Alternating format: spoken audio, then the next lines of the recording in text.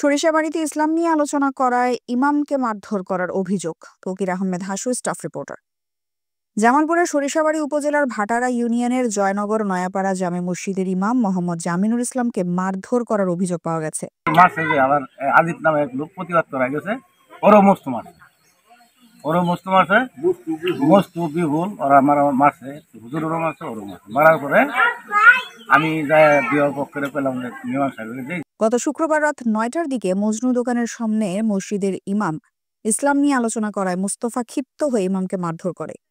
জয়নগর নয়াপাড়ার জামে মসজিদ কমিটির সভাপতি আবু বক্কর বকুল মিয়া বলেন, মসজিদের ইমামকে মারধর করে মুস্তফা। আমরা সমাজবাসী মুস্তফার বিচার দাবি করছি। ইমাম সাহেবের মুস্তফা মারলা, আমার স্বামী কইছে যে বলে মুস্তফা এই কামটা কি করলি, এই কামটা কি ঠিক করলি নাকি তুই কোনটা করলি?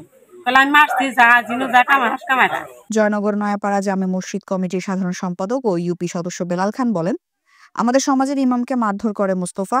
ইমামের পক্ষে সমাজের আব্দুল আজিজ প্রতিবাদ করায় মুস্তফা সহ দুলাল মিয়া, মোহাম্মদ বিপুল মিয়া, মুক্তা মিয়া, মোসাম্মদ বিনা বেগম ও ইমামুল হক হামলা চালিয়ে মারধর করে। এতে আহত হন আব্দুল আজিজ, সুমন মিয়া ও শহীদ মিয়া।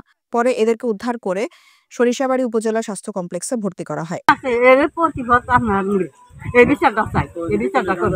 ইমামকে মারধর করার প্রতিবাদে বক্তব্য রাখেন মসজিদের সভাপতি শামসুল হক, সাধারণ সম্পাদক ও ইউপি সদস্য বেলাল খান, সহসভাপতি আবু বক্কর বকুল, সমাজের সুমন মিয়া, খোরশেদ আলম, মামুন মিয়া, সোহরাব আলী, মামুন খান, শহীদুল্লাহ, নূরজাহান বেগম ও ফিরোজা বেগম।